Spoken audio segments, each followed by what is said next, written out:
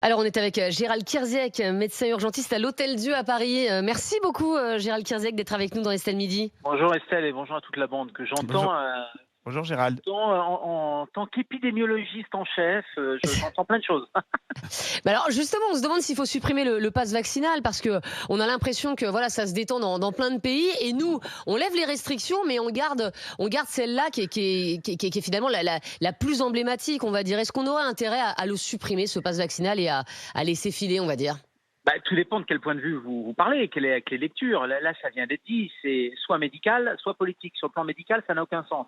Ça n'a poussé à rien du tout, si ce n'est le pass sanitaire qui avait poussé en juillet dernier à aller chercher les gens, à les contraindre à la vaccination. Donc ça a été efficace.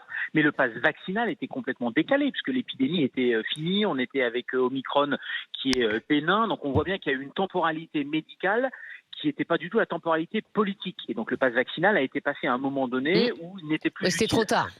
Bien sûr, c'était trop tard. Donc pourquoi maintenant il est maintenu? Il est maintenu, à mon avis, juste avant les élections, il va être levé pour que le président d'abord ne se dédise pas, ne renie pas ce qu'il a fait et ce qu'il a dit, mais surtout pour dire regardez comme ça a bien fonctionné. J'entendais Thierry qui disait regardez l'épidémie redescend, etc. Mais enfin elle redescend naturellement. Il y a pas de, c'est pas parce qu'il y a une corrélation temporelle qu'il y a une causalité. Encore une fois, ça c'est un grand principe de statistique. C'est pas les jauges qui ont fait baisser l'épidémie, quoi. C'est pas les jeux. Est-ce que vous pensez que prendre votre café assis au lieu de le prendre debout, c'est ça qui a fait baisser le nombre de réa Non, on est plus serré au non, bar mais que dans une salle. Bien que non. Ouais. On est plus serré au bar que dans une salle, c'est juste Mais factuel, d'accord, mais ça. t'es serré dans le métro aussi, donc. Ah mais bien sûr, sauf que dans le on métro, on n'y est que 15 minutes. Oui, Ouais, d'accord. en Avec un moyenne. masque. On traite. Non mais attendez, on traite le coronavirus comme si c'était Ebola. Ce n'est pas Ebola. Voilà. Je crois que ça allait encore moins avec Omicron que depuis le début. Et on pouvait comprendre les mesures restrictives au tout début, mars, avril 2020, etc. On savait pas ce qu'elle allait nous tomber sur le coin de la figure. Rapidement, on a compris quand même que c'était une maladie des plus fragiles.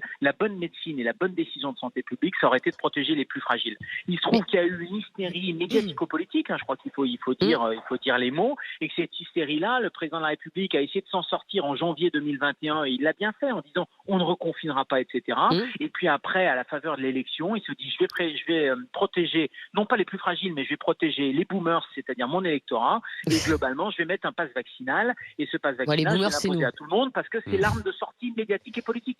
Mais Gérald Kierzek, quand même, on peut se dire juste que le pass vaccinal, en fait, ça permet aussi de protéger les non-vaccinés parce que effectivement, ça les empêche d'aller dans les endroits où on peut peut-être se contaminer plus, c'est-à-dire les non-vaccinés, bars, les ils ont pas- discothèques, les restaurants.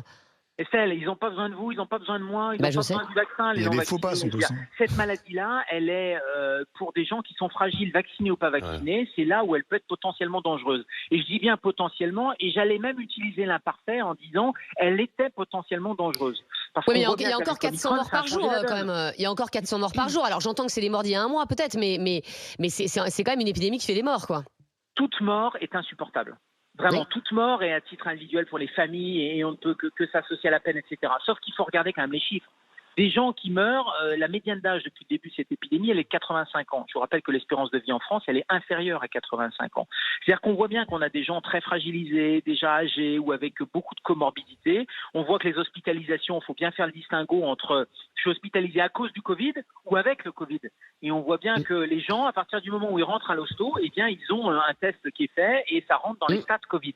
Et je vous rappelle juste un autre chiffre, il y a 1700 morts par jour. De manière naturelle. Oui, bien Donc, sûr. on n'est pas habitué à voir ça. Donc je comprends que vous, côté journalistique, vous voyez 400 morts, vous dites c'est terrible, ou 300. Les épidémies de grippe, chaque année, au pic de l'épidémie, il y a 300 morts. Ça fait la une des Mais d'accord, mais journaux. l'épidémie de grippe, au plus haut, elle fait 10 000 morts et on en a eu 7 000, par Non, exemple, juste mais au mois non, de mais 10 non, 000 mais morts par an, non, et mais on a eu 7 000 là juste au mois de janvier, par exemple, pour le Covid.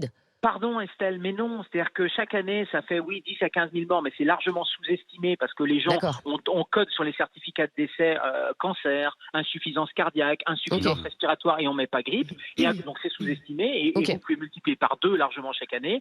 Et à contrario pour le Covid, on voit bien que les estimations, elles sont surestimées.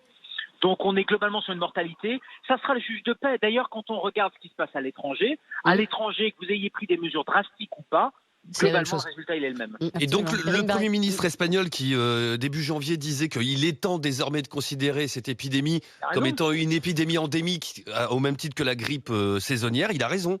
Bien sûr qu'il a raison, l'Afrique du Sud le fait, l'Angleterre le fait, ils sont en train d'arrêter le pass vaccinal, même Israël, qui est quand même un pays qui avait pris des mesures, voilà, c'est un pays très hypochondriaque, Israël, ils avaient pris des mesures drastiques, etc. Ils sont en train de se dire que ça sert à rien, c'est même contre-productif. Mais au-delà de endémique, parce qu'endémique, ça veut dire qu'on va vivre avec, ça, on l'a compris depuis un petit bout de temps. Oui, Moi, ce qui me désole, c'est que c'est un virus syndémique. Vous savez, une syndémie, c'est une maladie qui fragilise les gens les plus fragiles parce qu'ils ont autre chose, une comorbidité, de l'obésité. Et ça, on passe complètement à côté. Les On a immunodéprimés. l'impression qu'on a un virus tueur qui tue à l'aveugle. Bah non, il tue pas à l'aveugle. D'accord, bah écoutez, merci beaucoup en tout cas Gérald Kierzek pour toutes ces précisions. Merci d'avoir